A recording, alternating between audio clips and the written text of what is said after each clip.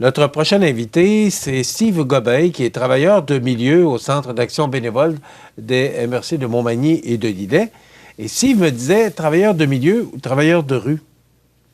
Oui, oui, alors... Steve Gobeil, bonjour. Bonjour, Michel. Comment ça va? Ça va bien. Steve, est-ce qu'il y a une différence entre travailleur de milieu et travailleur de rue? Est-ce que c'est synonyme? Oui, alors, en fait, un travailleur de milieu, on dit que c'est comme un travailleur de rue, mais pour aînés. Alors, vu que c'est dans les milieux de vie d'aînés, que ce soit dans les lieux publics, mais des fois dans les activités d'aînés, des fois de faire de la sensibilisation et du repérage pour accompagner des fois un aîné vers des ressources pour l'aider dans ses difficultés qu'il peut vivre. Dont des fois des types de maltraitance aussi. Bon, justement, tu es ici pour nous parler de la journée de la maltraitance qui aura lieu le jeudi 15 juin. C'est quoi, comment on définit ça, la maltraitance? Alors, en fait, les journées de la maltraitance, ça a commencé depuis 2011 auprès de l'ONU qui a déclaré ces journées-là pour mettre la lumière, en fait, sur cette importance-là, la journée de lutte contre la maltraitance aux personnes âgées. Alors, qui est souvent là, un sujet tabou et qui est plus subtil aussi qu'on le pense parce qu'il y a différents types de maltraitance. Souvent, on pense des fois un peu plus, des fois à la violence physique, mais ça peut être aussi psychologique, organisationnelle, âgiste aussi, ou non-respect des fois des droits, des choix de l'aîné aussi.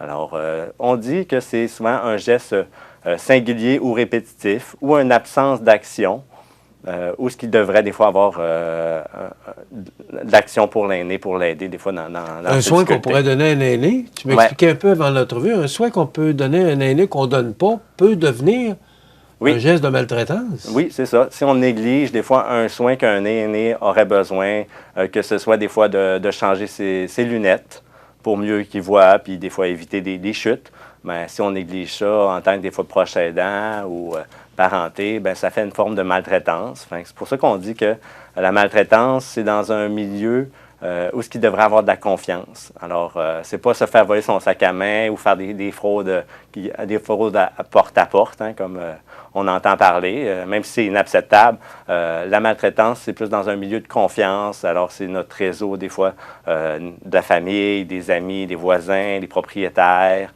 Hein, fait où est-ce qu'on pense qu'il y a de la confiance, mais qu'il y a de l'abus. Ça fait des fois profiter des fois de la vulnérabilité de la personne. Puis cette maltraitance-là, des fois, est intentionnelle, des fois, est non intentionnellement. Puis souvent, est non intentionnellement. La personne ne pense pas causer du tort. Je suis content de t'entendre. Oui. Je préfère entendre non intentionnel que... Oui, des fois, on n'a pas conscience que c'est de la maltraitance parce que on a toujours fait ça, on veut aider la personne, on fait ça pour son bien, mais finalement, si ça cause du tort et de la détresse à l'aîné, si ça lui enlève sa valeur personnelle, bien, c'est une forme de maltraitance aussi. Là. Puis, bon, il y a 7 types de maltraitance. J'aimerais ça qu'on puisse les regarder tous les 7. Oui, bien, qu'on pense souvent, c'est la maltraitance physique, hein, qui serait de bousculer, donner des coups. Alors, ça, des fois, ça peut être plus apparent. Mais la maltraitance, c'est davantage, des fois, psychologique. Hein. Alors, d'infantiliser, de réduire la personne à un numéro, de ne pas la considérer dans les décisions qui la concernent aussi.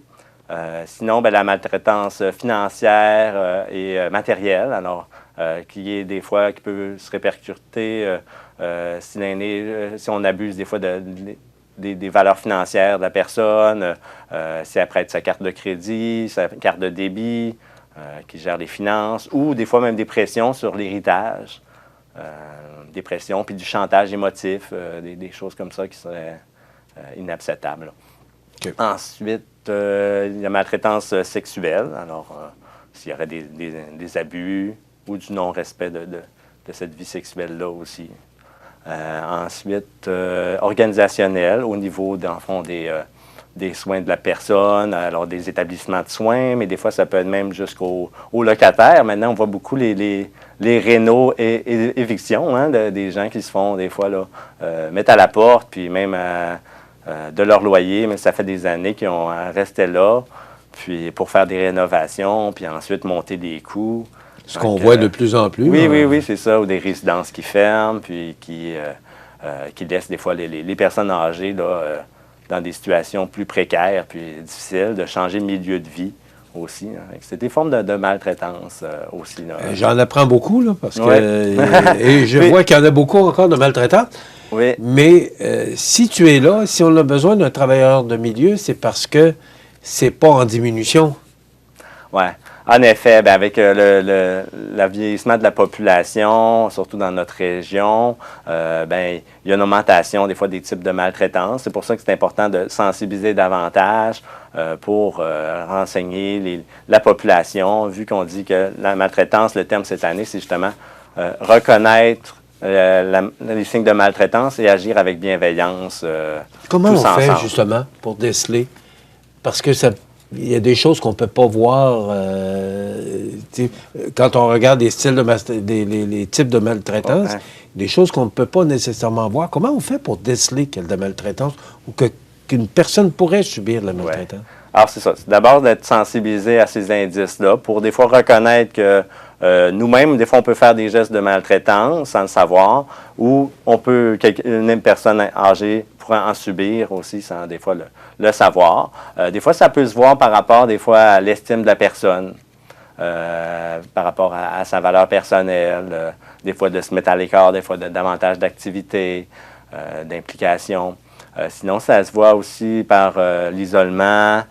Des fois, aussi la personne, elle devrait des fois avoir un peu plus d'argent pour subvenir à ses besoins, mais qu'elle n'a jamais d'argent ou qu'elle a de la misère à arriver. Puis, justement, elle vient vers des intervenants, puis elle rencontre ces problématiques-là. Bien, des fois, à force de discuter, des fois, on voit des situations où il y a peut-être de l'abus de la part du conjoint, de la conjointe ou d'un membre de la famille. Puis, les institutions financières aussi, des fois, peuvent accompagner là-dedans aussi. Puis, c'est tout, dans le fond, c'est des situations qui sont délicates. Fait qu'on agit souvent intermultidisciplinaire, excusez. Ouais.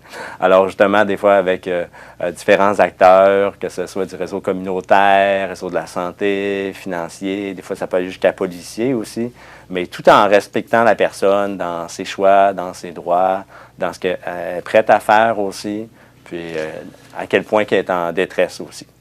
S'ils vont voir des gens qui subissent de la maltraitance, on fait quoi?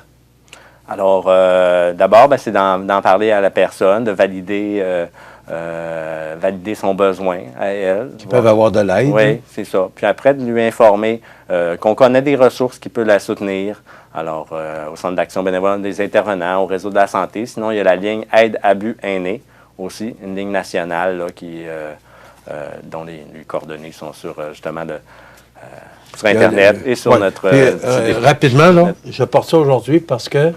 Qu'est-ce que ça signifie? Oui, alors, en fait, c'est le ruban de la journée contre la maltraitance qu'on porte justement pour sensibiliser les gens pour cette journée et de cet enjeu-là à mieux connaître dans notre société. En guise de solidarité, on peut même porter du mauve. Puis en même temps, prendre l'occasion aussi de parler à un de nos proches aussi, nos proches aînés, savoir comment ça va, puis prendre des nouvelles, puis pouvoir l'aider aussi. La bientraitance, en fait, c'est de respecter la personne pour ce qu'elle est, sa dignité, de prendre le temps d'être avec elle, de ne pas la prendre comme un numéro, mais aussi de respecter son rythme et d'écouter. Vous aurez un kiosque au magasin Coop IGA oui. Le 15 juin, donc pour donner de l'information sur la journée de la maltraitance. Donc, Steve Gobeil, travailleur de milieu au Centre d'action bénévole de l'Université de Montmagny-Lillet. Merci de prendre soin de nos aînés. Merci. Merci. Bonne journée. Là, ça complète.